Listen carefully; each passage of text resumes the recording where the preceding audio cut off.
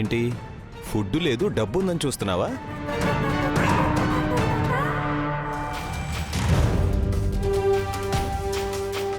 ఇది కూడా నువ్వు తినడానికి తెచ్చాను, తీసుకో. ఏం మాట్లాడుతున్నారు? రియాలిటీ మాట్లాడుతున్నా రామలక్ష్మి. కొన్ని పనులు అవ్వాలంటే పచ్చగా ఉండే ఆకుకూరలే కాదు, పచ్చ నోట్లో కూడా తినడం అలవాటు చేసుకోవాలి. అవును, నువ్వు ఫైట్ చేసావని విన్నాను.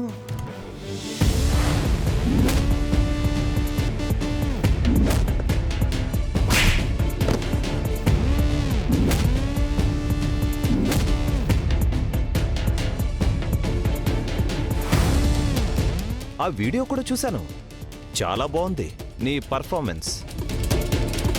నువ్వెందుకు ఆ ఫైట్ చేశావో నా దగ్గర కారణం ఉంది. నేను ఆ పొలాన్ని కబ్జా చేశాను, కరెక్టే, ఒప్పుకుంటాను. నేను పొలాలు కబ్జా చేసినప్పుడు నాకు భారీ మొత్తంలో ముడుపులొస్తాయి. అందులో నీలాంటి ఆఫీసర్లందరికీ పంచుకుంటూ వస్తాను. నీలాంటోళ్ళు బయటికి ఫైట్ చేస్తారు, స్లోగన్స్ ఇస్తారు, చాలా గొప్పగా వ్యవహరిస్తారు. కానీ తర్వాత ఆఫీస్లోకి వచ్చాక టేబుల్ కింద చేయి పెడతారు.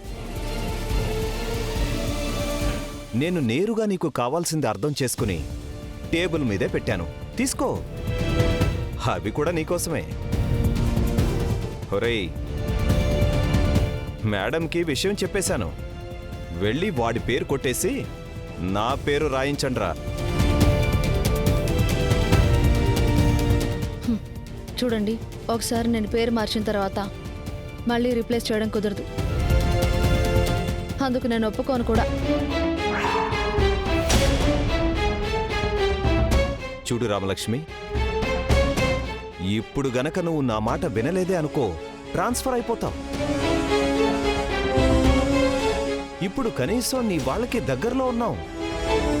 ఒక్కసారి ట్రాన్స్ఫర్ అయితే మీ వాళ్ళు ఎవరో ఎక్కడుంటారో కూడా తెలియనంత దూరంగా వెళ్ళిపోతావు. కావాలంటే చెప్పు, ఆ ముచ్చట తీర్చేస్తాను. ఏయ్ ఏయ్ ఏయ్,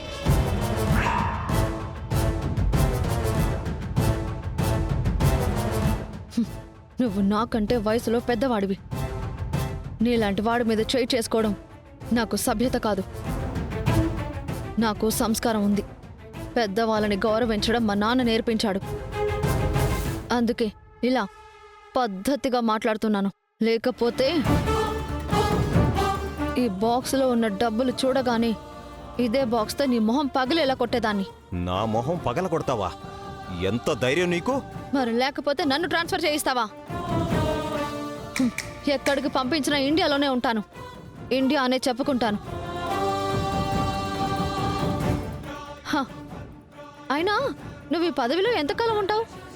2 ఏళ్ళు లేదా 3 ఏళ్ళు, అంతేగా. నీలాంటి పొలిటీషియన్స్ చేసే పనికి సంవత్సరం లోపే ప్రజలు ఇంటికి పంపిస్తారు. కానీ నేను రిటైర్ అయ్యేంత వరకు ఇక్కడే ఉంటాను. కాబట్టి ఇక్కడ తోక జాడించకుండా మర్యాదగా వెనక్కి తిరగకుండా వెళ్ళిపో.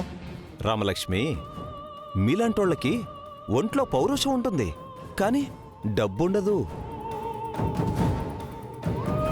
ఆ డబ్బుతో మీకు చాలా అవసరాలుంటాయి.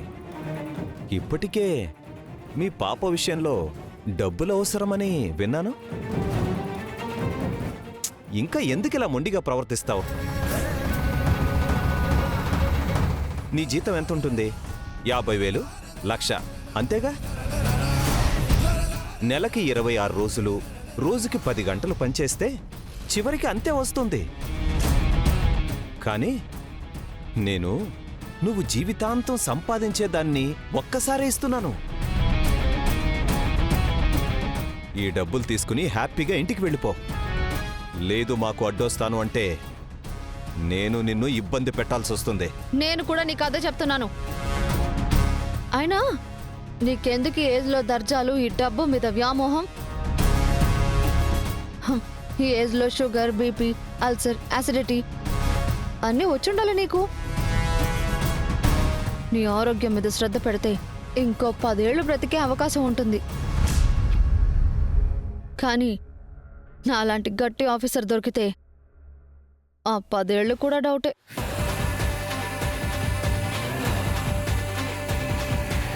ఏంటి నా మాటలకి ఇంత భయపడిపోతున్నావు? ఇంకా నా చేతులు ఇంకా స్ట్రాంగ్గా ఉంటాయి. అవి మీ మీద పడితే తట్టుకోలేవేమో, చూసుకో. నా గురించి నీకు తెలీదు. కానీ నా గురించి మీరు తెలుసుకోండి. నేను రఘురామ్ గారి కూతుర్ని, నీతికి, న్యాయానికి, ధర్మానికి ప్రతిరూపాన్ని. ఆయన కూతురుగా పుట్టి నేను దారి తప్పితే అది ఆయన గౌరవానికే మచ్చ. ఇక నువ్వు బయలుదేరచ్చు. ఒక్కసారి ఆలోచించు. ఏయ్, నాకు ఫ్యూచర్ లేకపోయినా నా బ్లడ్ మాత్రం అలాగే ఉంటుంది. మా నాన్న నేర్పించిన విలువలతో సలసలా మరుగుతూనే ఉంటుంది. ఇక నువ్వు బయలుదేరచ్చు.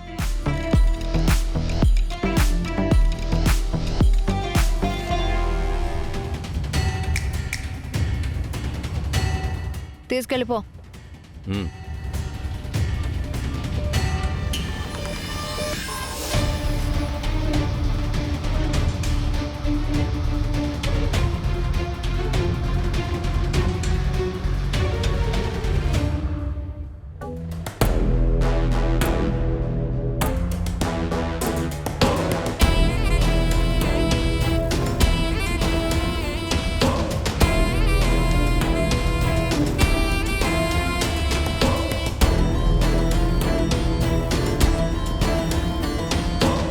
నేను మళ్ళీ కాల్ చేస్తాను. హలో పార్వతి, నా డబ్బు తెచ్చేసావా? సబాష్. వడ్డీ కలిపి తీసుకొచ్చావా లేక అసలే తెచ్చావా? కలిపే తెచ్చుంటావులే. నిన్న నువ్వు మాట్లాడినప్పుడు నీ మాటల్లో పౌరుషం, ఆవేశం కనిపించాయి. నీచే. పార్వతి డబ్బులు ఇవ్వడానికి మొహమాట పడుతున్నట్టు. వెళ్ళి తీసుకో. నా దగ్గర డబ్బులు లేవదినా. డబ్బులు లేవా? ఓ, నువ్వు చెక్ తెచ్చావా? మరి ఆ చేతుల్లో ఏముంది?